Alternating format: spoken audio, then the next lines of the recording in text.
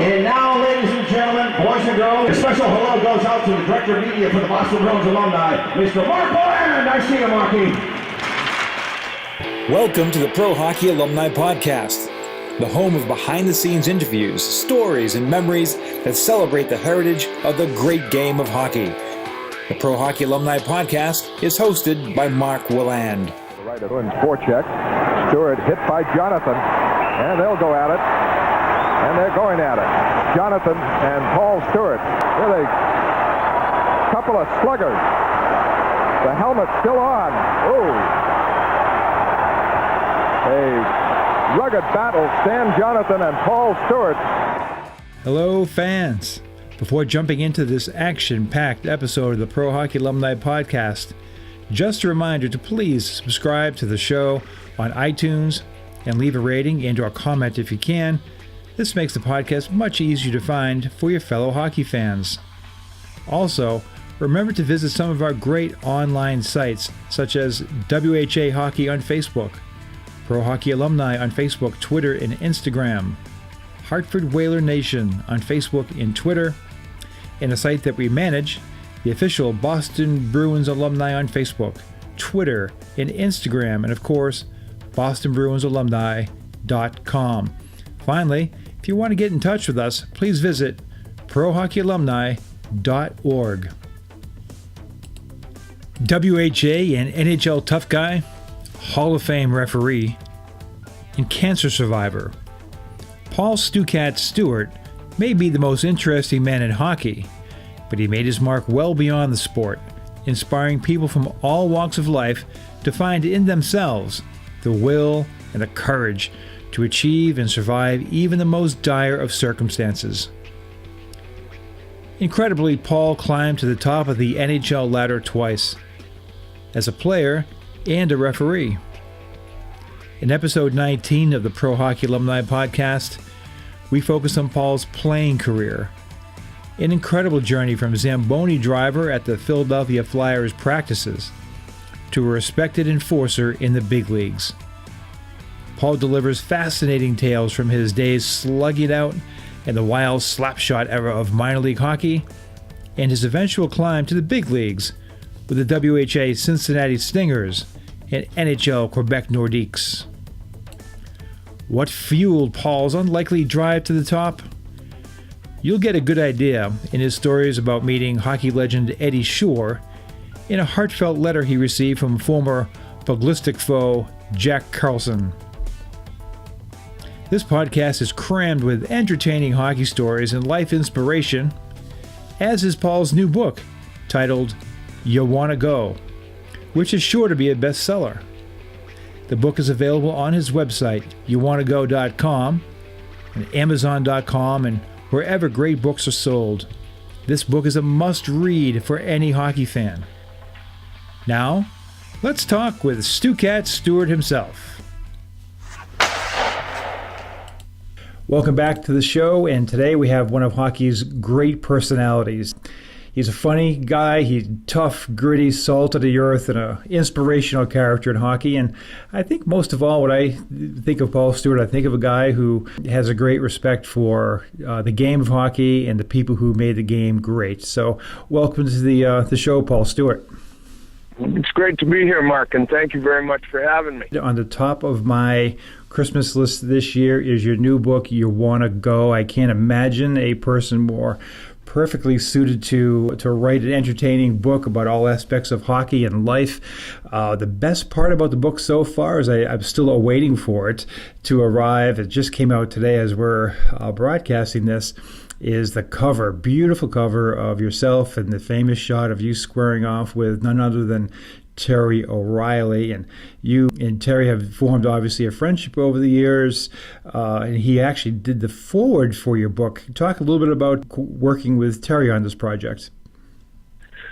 Well, of course, the debut game of my NHL career was in Boston, and it was immediately following a game the prior Tuesday night in Quebec when Robbie Ftorek got embroiled with Bobby Schmotz and cut him up pretty badly. And the end result was that I was recalled from Cincinnati of the Central Hockey League, and pretty well knew what my dance card was going to be.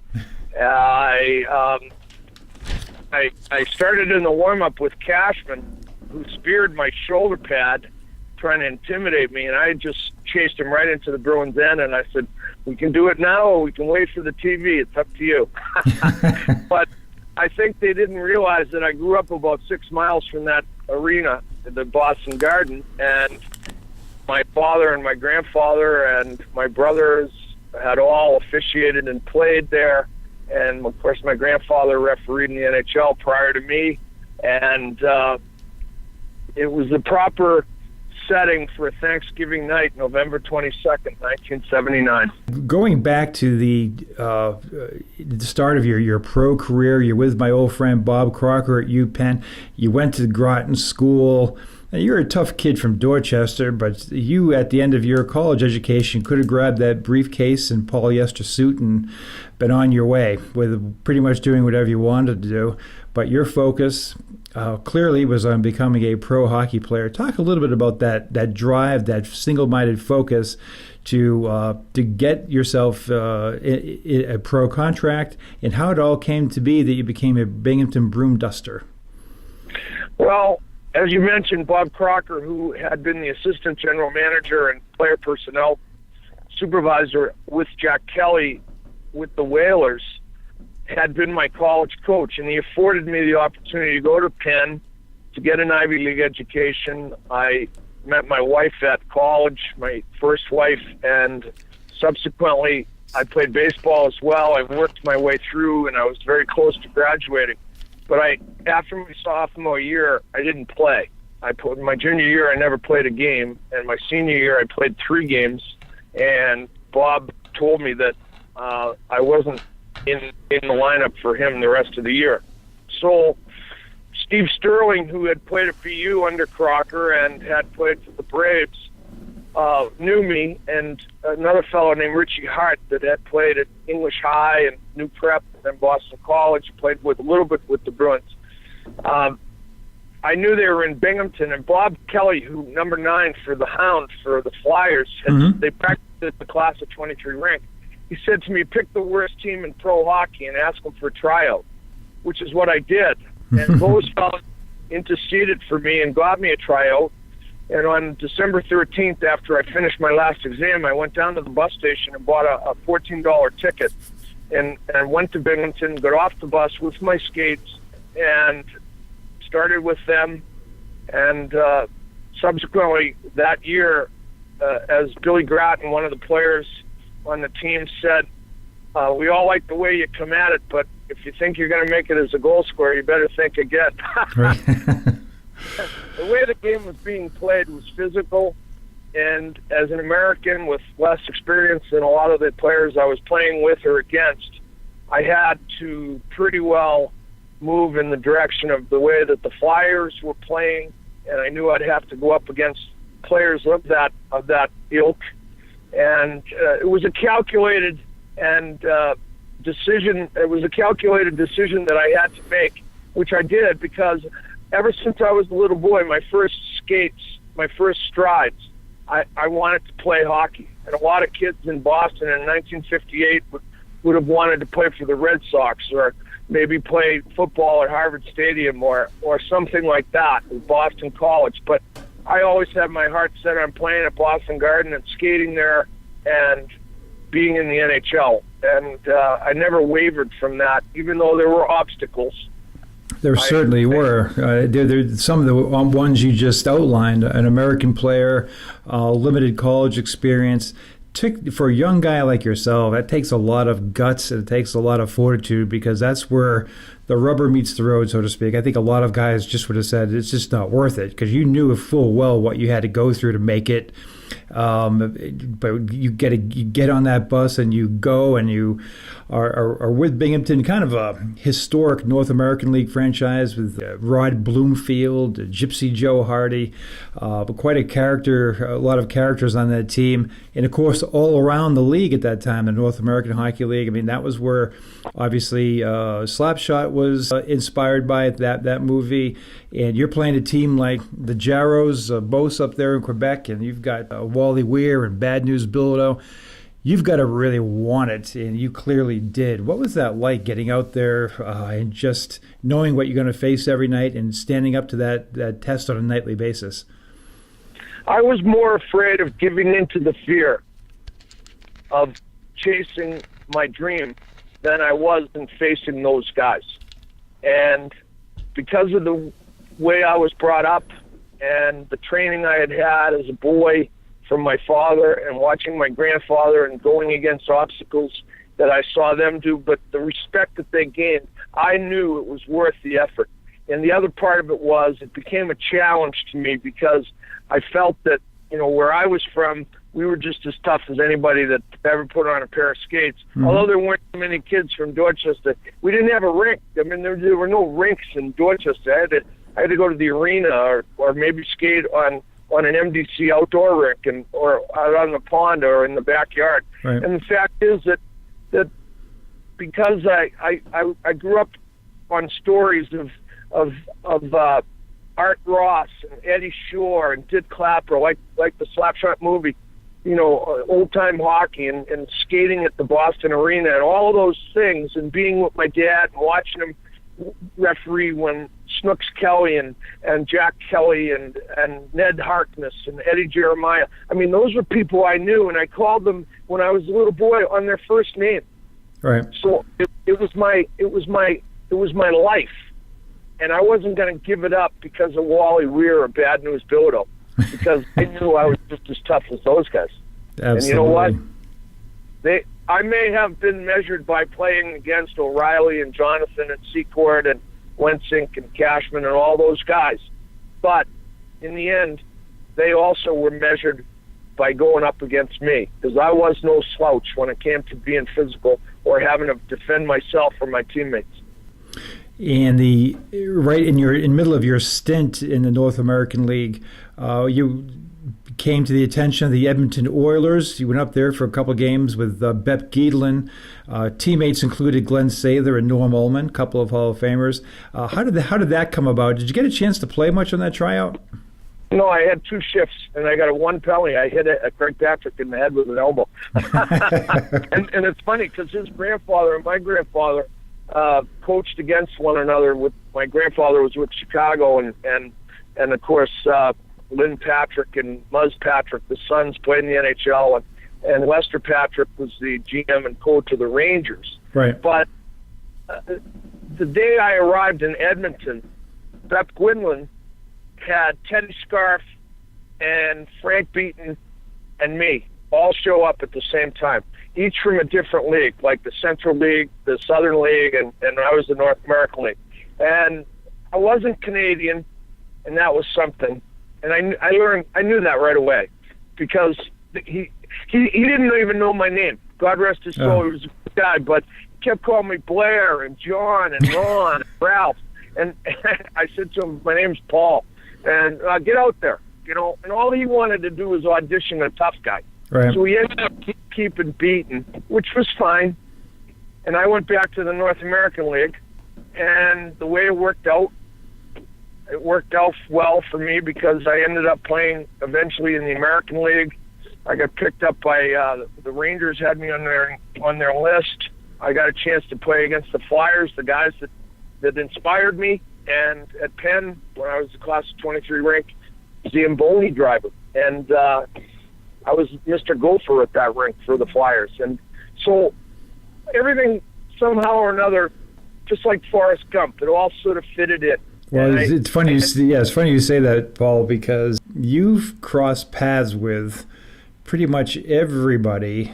If you look at it historically at hockey, everybody who's anybody in hockey, from the early generations, from your dad's generations all the way through today, you've had interactions of significance with almost everybody.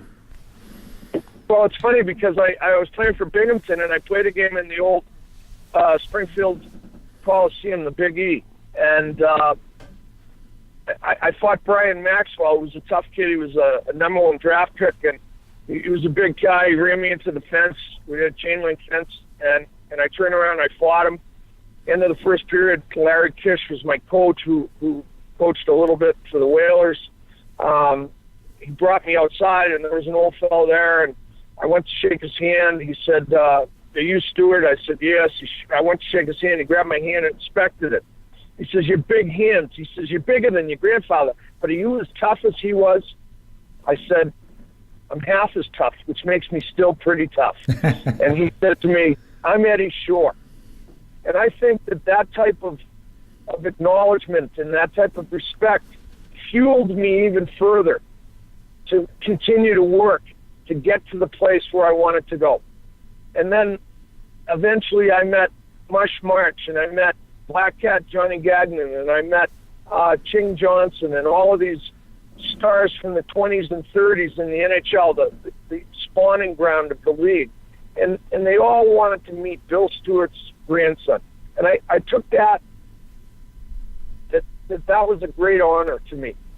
And along the way, I met a lot of other famous people, Pete Rose and Ted Williams and Larry Zonka, and I met lots of basketball guys that could play. And I looked at everybody as great athletes, and I looked at myself and I said, I'm going to get to that plateau where they are. I may not be a superstar, but I'm going to be a guy that they're going to have to respect, and I'll earn it. And Anders Edberg said to me at the end of my career, he said, for a guy that had only got 2 goals in the NHL, he said, you've taken him a long way. That's right. Well, you made it in the NHL twice over in 2 different professions, which is remarkable. Both times starting from scratch and working your tail off to get to the top. The Cincinnati Stingers take notice. Can you tell us how the Stingers got word to you that you're getting called up to play Major League Hockey with the Cincinnati Stingers? Well, it's a Thanksgiving game in Birmingham, and the Stingers didn't have very many tough guys. They had Fatorik and Dudley and Hislop playing on a line, and the Bulls, Birmingham, put out their tough guys, and they had a lot of them, including Baudouin and Bilodeau and Beaton and Hansen, and they had a bunch. Durbano, don't forget Steve Durbano too.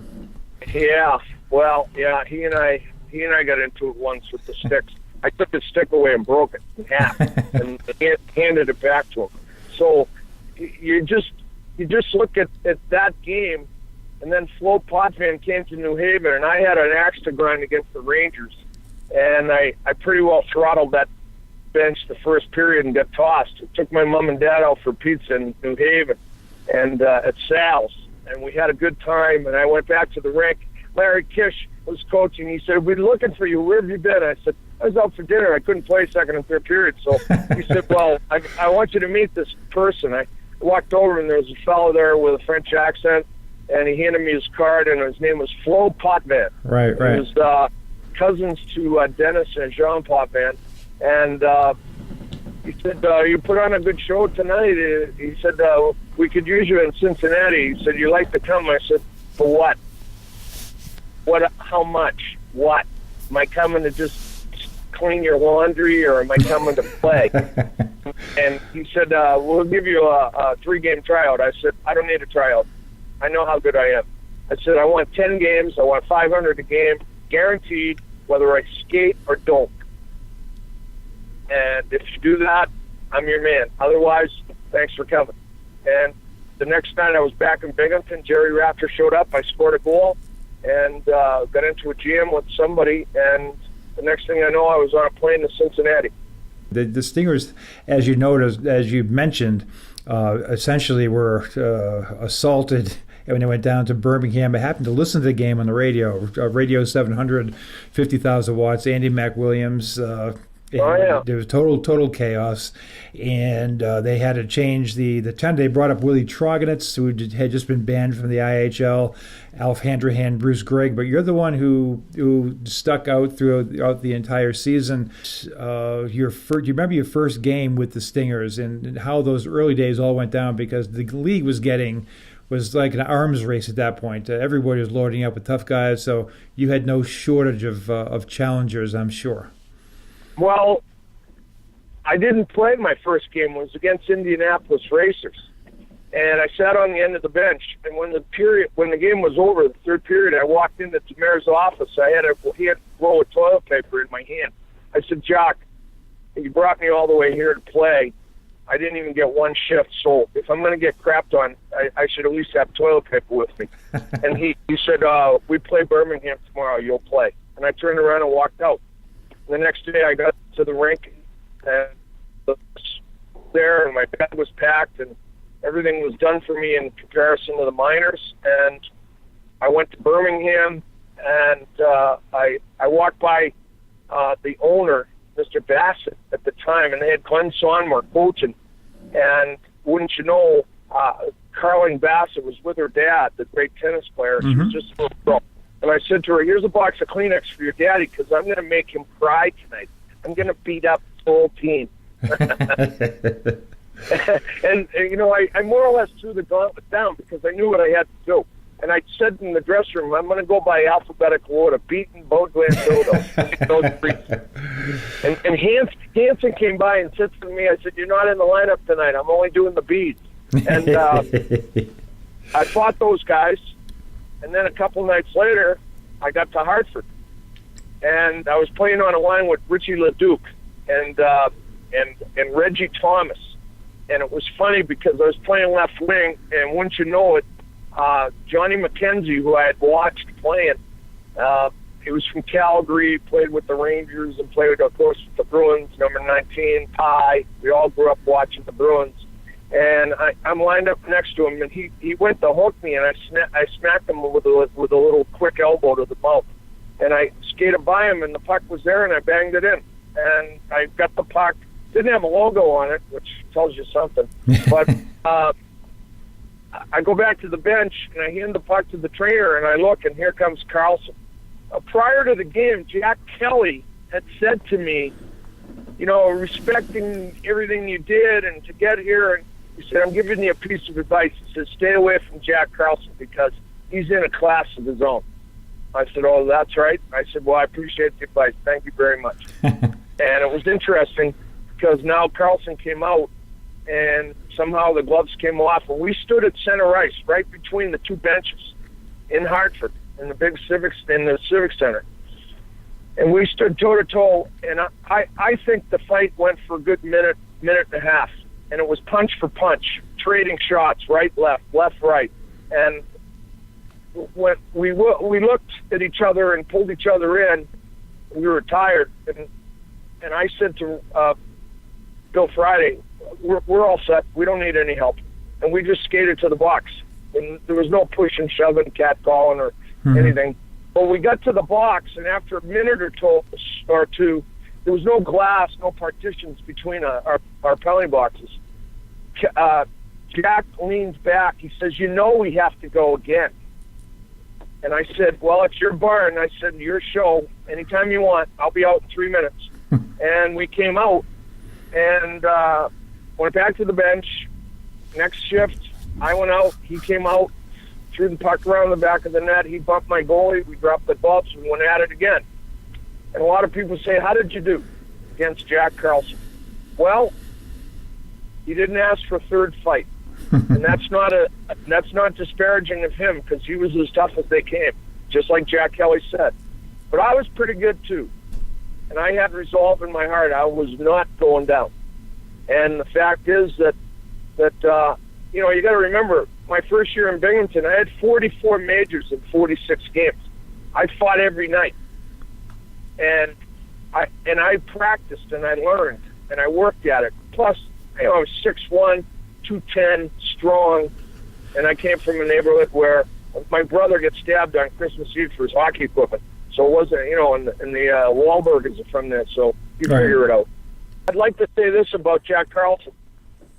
From 1977 until about a month ago, we may have seen each other in rinks and played against one another, but we never, ever engaged ever again. And when I was elected to the Hockey Hall of Fame, with the induction coming up, Jack Carlson sent me a beautiful letter. And I think it's testimony to the respect that I was trying to earn. And the fact is that I gave to him the same respect. And to me, it's part of the reason why I did everything I did. I got exactly from the game the recognition and the respect that I was seeking. Absolutely. You can feel that when you talk to people about yourself. When you talk about the game in general. That's the key word that resonates, is respect, and that's earned, and you certainly did that. I'd like to get your impressions of a few guys who came in who would go on to become two of the most prolific players in the history of hockey and Hall of Famers, Mike Gartner and Mark Messier. I'd like to, if you could recall, what were your first thoughts on seeing those two kids? You think they had that type of potential? Well, Gartner came in right from training camp, and he could cover the length of the rink, goal line to goal line, 7 strides. He was easily one of the fastest skaters I ever saw, and most efficient when he skated.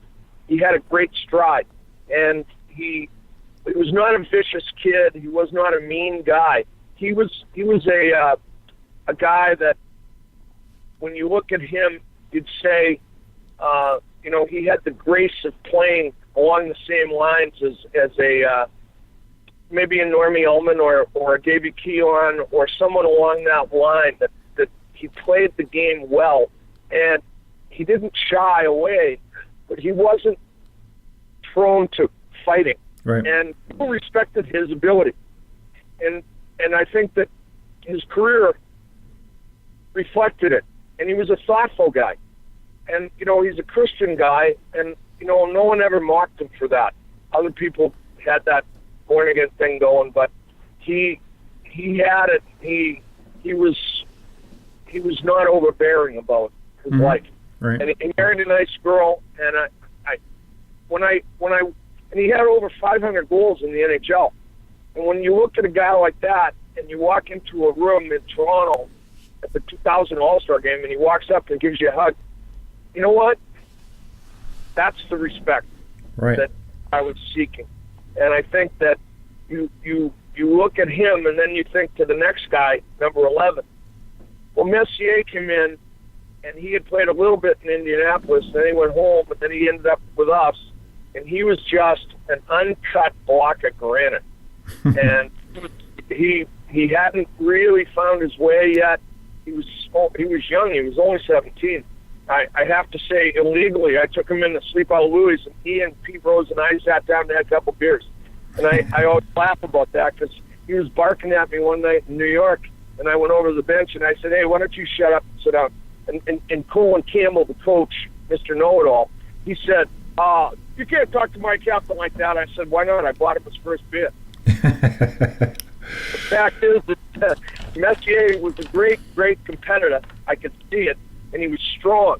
And as I say, the block of granite eventually got chiseled to the point that he became a guy that not only commanded respect, but he did things that others could never do, such as what he did in New York. I guarantee we're going to win.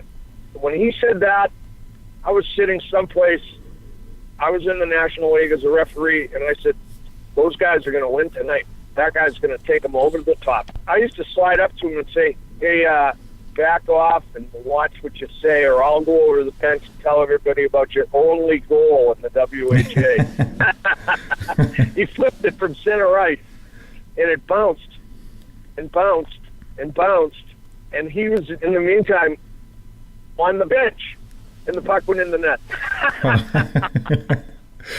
And a whole lot more followed after that, less than artistic one. One of the guy our fans are certainly familiar with. I was curious what Barry Melrose was like as a young kid and a player. He's the type of guy that if you had a daughter, you'd want her to go out with him. He was just the nicest, most fun-loving guy, and right to the basics. We used to laugh because, people would send us fan mail, and then some women would include their pictures. And Jamie Hyslop and I used to tape them to the back of our locker. And you go over to Mellows' locker, and he'd be sitting there showing us the pictures of his new tractor or his new combine. But he married a nice girl, and the thing about him is that, he's almost like a Bob Hope. No one can say a bad word about him, and he played hard, and he wasn't afraid, but fighting was not his forte. And Whitey Stapleton, who played with him his rookie year, he took him and worked with him and helped him. And I always remember how hard Melly worked. And I always remember that he was an advocate for me. He stood up for me when Floyd Smith tried to get me to quit, kept moving me here, there, and everywhere. Finally, Melrose went to the management and said, we need the cat back. We can't do it without him. So that's how I ended up back in Cincinnati after Floyd sent me to 4 teams in the minors. Moving ahead to the summer of '79, you reunite with Jacques Demers with the Quebec Nordiques. How did that all transpire? Well, the WHA folded, and they had a dispersal draft, and I had a contract that was valid with Cincinnati. So the teams went through the draft. They tell me I was the last player picked. Who cares? I was getting $52,000 US. I was getting $2,500 to report to whatever camp I was going to, and no matter what money they ever paid me, expenses was all in US. And I knew I might end up in Quebec, but there were 3 Canadian teams of the 4. So, I played my hunches correctly. And the fact I didn't have an agent. So, long story short, I did eventually get an agent, and it was a fellow out of Minnesota, Keith Hansel, who's the district attorney in St. Paul, and a good guy, and he worked with Butchie Deadmarsh. That's how I ended up with him. I just let him field calls for me, because I have ultimately made the decisions of what I wanted to do. I went to Penn. I went to Groton. My classmate at Groton's a Rhodes Scholar, 14-term congressman. So it's not like I hung around with a bunch of stiffs. Right. And the fact is that Demers called me when the draft happened. He said, "Cat, you're back with me." I said, "I couldn't be happier." Jacques Demers is one of the nicest human beings I ever met in my life.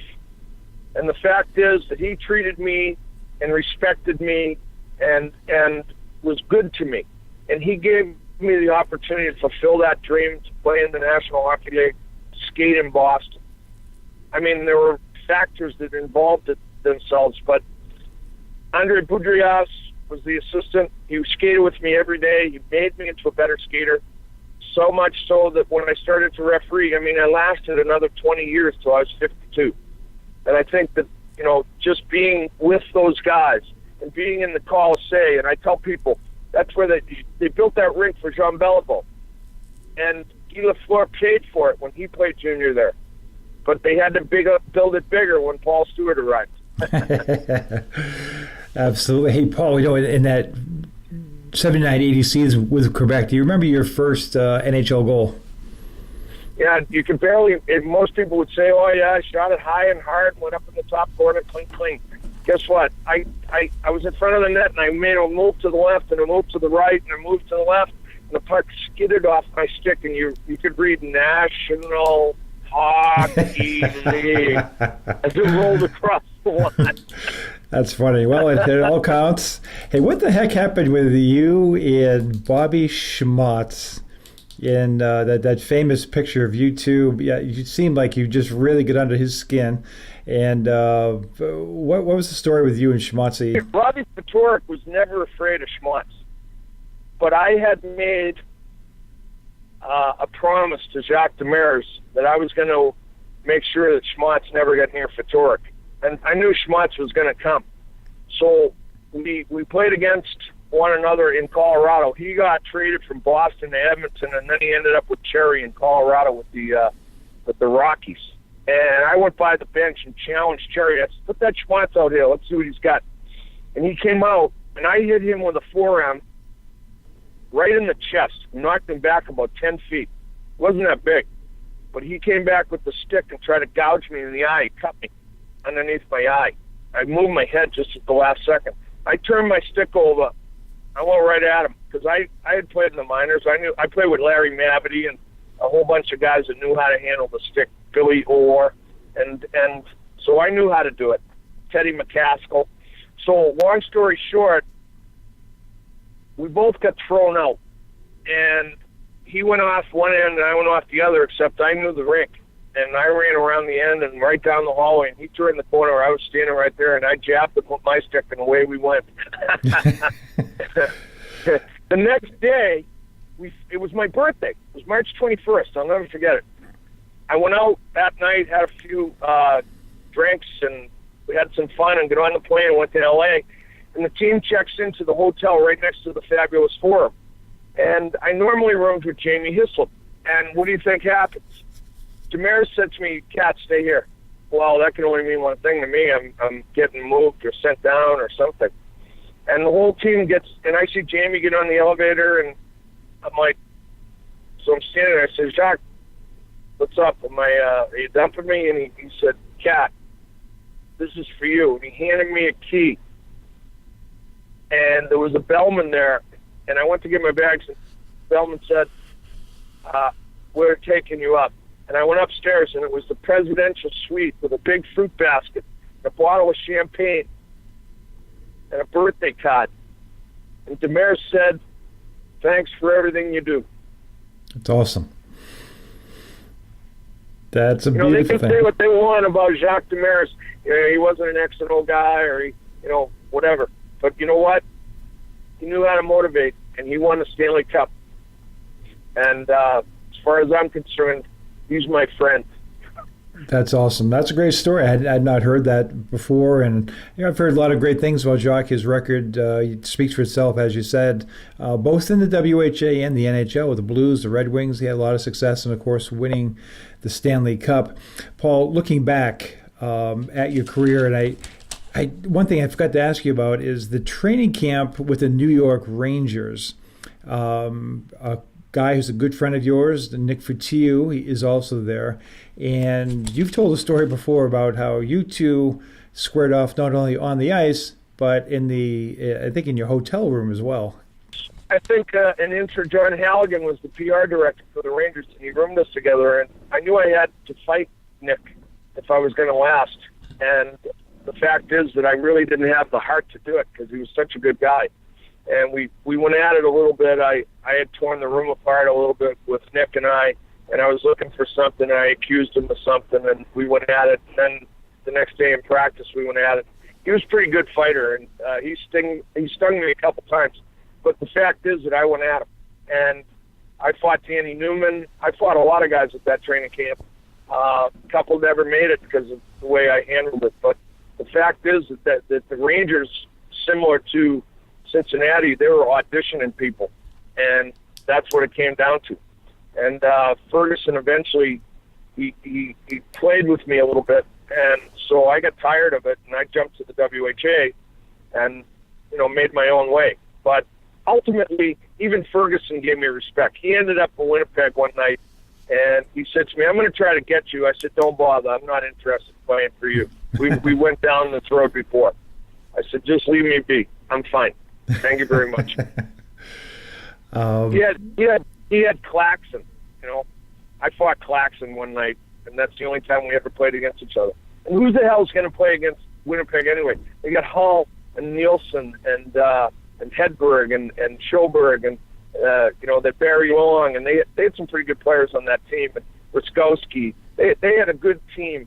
And I did what I wanted to do, which was get it so that Cincinnati and Winnipeg, they played hockey, and they had a better team than us, but it wasn't a fight fest every night. Who did you have a guy who just was a pain in the neck for you to fight? A guy who just always seemed to have your number, or who was the toughest guy that you fought in all those years? There's a lot of them. Well, it's interesting because Clark Gillies said to me one night, years after I was reffing and he was retired. He said to me, "How come we never fought?" I said, "I never wanted to get killed." I said, "I've seen you fight." He said to me, "Yeah, I've seen you fight too." He said, "I would have had to kill you 9 times. You kept getting up." But, you look at different guys along the way, and certainly you look at a guy like Val James, who played in the minors and then made it, and one of the few African-American kids. I mean, even though he was American, he had a tough job, and he was with Toronto and Brophy and all of that. And he was a tough guy. I hit him with a punch one night in Erie that would have killed a normal man. Mm-hmm. And he blinked. And it was, I ended up with a black eye, and he said to me, "Look at your eye, it's all black." I said, "Look at your hands, the paint's coming off." That's actually in the book. he wrote a book and told that story. The funny thing is that there were only 3 colors in my crayon box as a player, and they were white ice, red bulls, and black pucks. And as a referee, I only had 2 crayons in my box, and that was black and white. Right.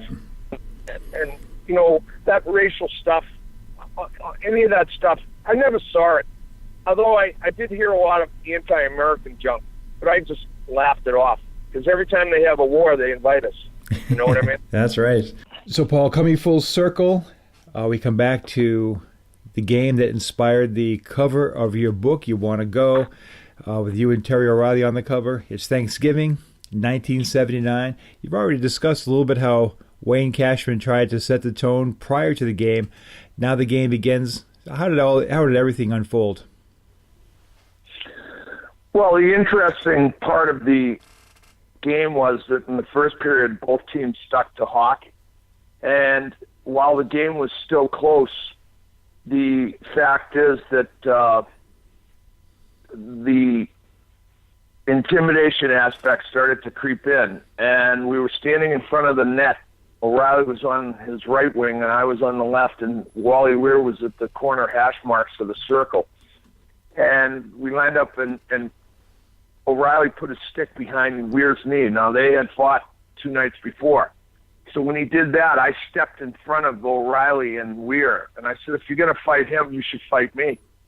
And we dropped our gloves. The 2 linesmen stepped in and stopped us. And we got from Dave Newell, the referee, each an unsportsmanlike conduct or a delay of game penalty, which was fine. We went to the box, and I was sort of thirsty, and there was no water bottle in our box, and I leaned over and said to Cheevers, O'Reilly was looking straight ahead, I said, hey, can you throw me a water bottle? And he squirted it in my direction and chuckled and said something uncomplimentary. Well, I said to him, I know where you live. When this game's over, I'm going to drive to Linfield, burn your house down, and shoot those horses. So, more or less, when O'Reilly and I stepped out, there was an icing, and we just dropped the clubs, and away we went. And it's interesting because people would say, oh, you picked the fight. I just think it was there, it was on the table, and it was going to inevitably happen. While I was sitting in the box, Gary Doak skated over after I fought O'Reilly, and he says, we're going to kill you tonight. And I said, hey, do yourself a favor, go back to the bench, because I'm only doing the heavyweights. And within about 2 seconds, Jonathan skated over, and he just stood in front of me. And I said, hey, Pocahontas, in 3 minutes I'll be out, and you and I are going next. And away we went. Then at the end of the game was out of hand. Rattel had a great game. I think he had a hat trick. Middleton was playing well, and we just didn't score enough goals. Gilbert was the goaltender. I know I had a couple shots and had a couple chances, but he played pretty well. Long story short, there was maybe a minute to go. I lined up on the right wing, and opposite this other Bruin, I didn't know him. And when the puck dropped, he grabbed me, and we wrestled. And I was a little angry because, if he wanted to fight me, we should have just dropped the gloves, separated it, backed off, and let it happen. But he grabbed me and then wrestled me, and I didn't think there was much to it. We ended up falling on the ground, and I think I shoved my thumb up his nose a little bit and got his attention. And we both got 5 minutes for fighting. That was my third. So thus I got 2 for delay of game, 3 5s, and a 10, which was the game misconduct. And as I was walking out, I turned and waved to the crowd. A lot of people thought I was waving, hamming it up, but actually there was a little boy that lived 2 houses away that had leukemia, and he was in the hospital. And I had promised him that I was going to wave to him. His name is Christos Kaldis, and I did wave to him. And about a month later, he passed. And I always think that besides fulfilling my dream to play in the National Hockey League, I also fulfilled a wish for a youngster that we actually took out skating with a whole bunch of NHL guys during the summer to allow him to be an NHLer for a day. So the game had a lot more meaning than just being a first game for a rookie player in the NHL. When the game was over, I walked over to the bridge right by the garden and I threw my skates in. And it was funny because people will ask me, why did I do that? Because I was perfectly prepared to not play again. As far as I was concerned, I had achieved the goal I had sought out. But then again, I thought about it. I had another pair of skates anyway. I always had 2 or 3 pair with me. And we went to Hartford the next night. I didn't get a shift. Then we went to Quebec. On the way home, we went through customs about 2 in, and we got through customs, and the customs agent in Quebec City, Le Duc, L'Etoile, La Pierre, Nordiques, Stewart, are you a Nordique? I said, oh yeah. He said, I thought all the Nordiques were French. I said, no, not the tough ones. They had to go to Boston for tough guys. So later we played against Washington, and Mike Gartner was my teammate there, and he was playing for Caps. He skated by me, and I had gone out for a shift, and the crowd gave me a standing ovation. And Gartner slid up next to me. He says, they like you here, Stu. I said, yeah, hard to believe, eh? But it's interesting. I went back down to the minors for a little bit more, then Quebec recalled me again, and I stayed the rest of the year. And a lot of people make, I think, with an inflection of disparaging comments to say, well, you only played 21 games. Well, I dressed for about 40. But if you don't take a shift, you don't get a game played. Right. And dressing against Montreal, I didn't get a shift. Dressing against Pittsburgh, I played, but Chicago, I didn't play. And you know, it's just one of those things. And I think necessarily it was just, you know, Alan Eagleson and the way the Players Association was at that time. But it didn't matter to me because my career was defined by that moment, especially with Terry O'Reilly. So when I chose the picture for my book and chose the title, I think it was the most appropriate and the most fitting. And a lot of people don't remember this, but after that game against Quebec, I think I took away a little bit of the armor and the mystique of the Bruins because they went on a little bit of a tailspin. And it's interesting because Freddie Creighton got fired not too long after that they weren't winning. And I can't say exactly, but I think maybe I proved my point that I belonged or had a chance to belong in the NHL, but I also proved that maybe the Bruins weren't as big and bad as everyone thought they were. Well, there weren't too many players in the history of that era of the Boston Bruins who came in single-handedly, took on the toughest guys, and I guess lived to tell about it. But that was different. You know, a lot of times, Flyers would come in, you'd have 3 or 4 guys going or whatever. You went in that night and took them all on one by one. And that's, as I said earlier, when I watched that game, I remember it, and it was so memorable. When YouTube came about and I saw those clips, I said, "Oh, hallelujah!" That was I wasn't hallucinating. Paul Stewart went into the Boston Garden and fought all these cats, and it was very memorable, to be sure. Well, I did get to play against the Flyers, and it was interesting because I got butt-ended and clipped in the chin, got a few stitches, and I followed the player to the bench. And when I did, the Flyers being who they were, I was willing to take all of those guys on, but the difference between them and the Bruins was that the Flyers, they all came at once. So I was looking at McLargy, Paddock, and Wilson all at the same time. And I didn't know which one I was going to fight, and I ended up getting into it. McLargy, I got cut pretty good, but I stood up to that guy too, and I also stood up to the rest of the team. And it's just, the fact, going back to it, is that I wasn't inclined necessarily to just want to fight, but I knew that was the reason why that the teams had signed me and brought me in. And I accepted that, which displays not a lack of intelligence, but the fact is that it showed that I had intelligently guessed or arrived at exactly how my ticket was going to be punched for the NHL and how to get there. So I have no regrets. And now if people enjoy the book, it's an inviting cover, but on the backside is a picture of me walking off the ice in 2000 at the Toronto All-Star Game. And I had given a speech on behalf of Roger Nielsen and all of those that were afflicted with cancer. And I had my son with me. And my opening line was, I'd like you to meet the reason why I fought so hard to come back to my life in the NHL. This is my son, Macaulay John Stewart. And guess what? I arrived, and I got to do things that other people perhaps never thought I would ever get to do. And I think I owe Terry O'Reilly and Stan Jonathan and Al Secord, and maybe Bobby Schmantz too, a bit of a thank you for helping me to get there. Paul, looking back at your life and your career, what type of lessons have you tried to instill in your sons? And for those who will be reading your book, of course, the book goes beyond hockey, and what can they learn from your life experiences to impart into their own lives?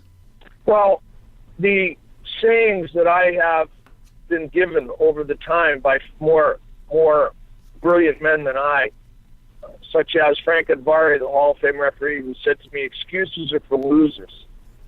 Count on yourself. Get to the net. See the play yourself. Don't rely upon replay or the linesman.